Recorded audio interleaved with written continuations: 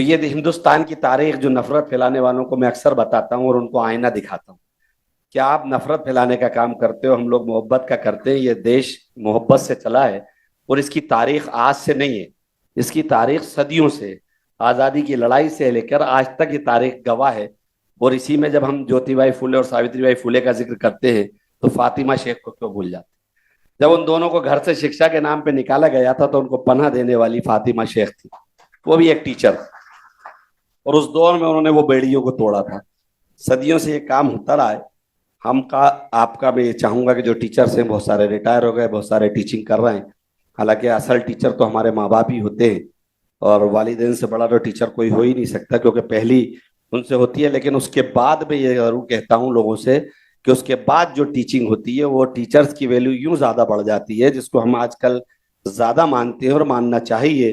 کیونکہ جب ہم گھر سے آتے ہیں تو گھر والے چند ٹائم ہمیں اپنے ساتھ رکھتے ہیں، لیکن واقعی وقت کی تربیت، دیش کے ساتھ کام کرنا، اپنی روزمرہ کی زندگی کو گزارنا، اپنے آگے آنے والے فیوچر کے لیے کچھ کرنا، یہ سب ہم کو ہمارا وہ اسکول ٹیچر اور کالج ٹیچر دیتا ہے جو ہمارے لیے محنت کرتا ہے اور وہ اپنے بچوں کو چھوڑ کر ہمیں اپنا بچہ مان کے گلے لگاتا ہے. اس لیے وہ قابل فخر ہیں، مبارکباد کے بعد مستحق ہیں. اس لیے ہم اپنے ٹیچرز کو ریگارڈز کرتے ہیں. تو آج کی تاریخ میں معاشرے کی ایک کمی ہے، اس کو دور کرنا پڑے گا. اخلاق ختم ہوتا جا رہا ہے، عزت ختم ہوتی جا رہی ہے، بڑے چھوٹے کا ادب لحاظ ختم ہو گیا.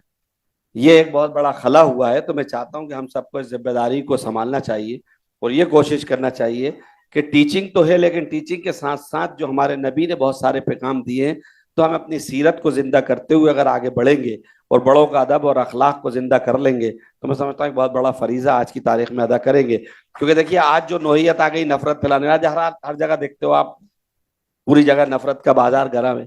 تو نفرت کا بازار میں اکثر کہتا ہوں کہ نفرت کا بازار گرم ہوا کیوں؟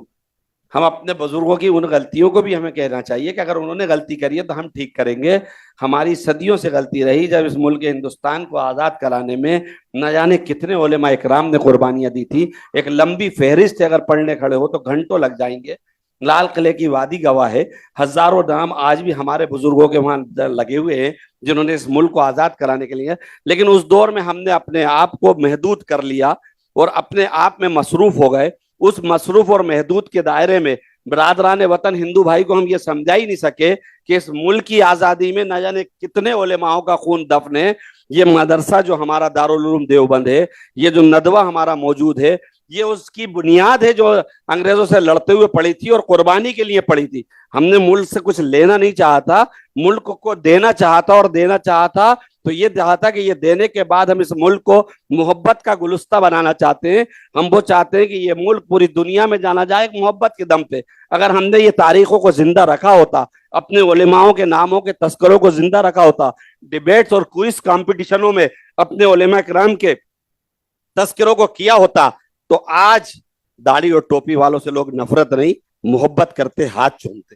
غلطی ہماری تھی، ہم نے اتہاس کو دفن کر دیا، لائبریریز ختم کر دی. تمام جگہ پہ دیکھیے لائبریریز ختم ہو جا رہی ہیں. مزاج ختم ہو گیا. پہلے بچوں کا مزاج تھا اسکولوں میں کالجوں میں، آپ لوگ دیکھتے تھے، ہم لوگ بھی بیٹھتے تھے. آج مزاج ختم ہو گئے لائبریری میں جانے کا، کتاب کوئی پڑھنا نہیں چاہتا. جب یہ سب ہوتا رہے گا تو یہ حالات ہوتے رہیں گے. تو اس لیے امید کروں گا کہ میرے کچھ بات جو کہی ہے اللہ کرے اثر آئے، کہ ہم سب لوگ اپنے بچوں کو اس ہسٹری کو بتانے کی کوشش کریں جو ہمارے بزرگوں نے دی ہے. اگر یہ ہسٹری آگے بڑھے گی تو میں سمجھتا ہوں آج کے دور میں ہم ایک بڑا کام کریں گے. آپ سب نے مجھے بلایا، بہت بہت شکریہ. خدا حافظ.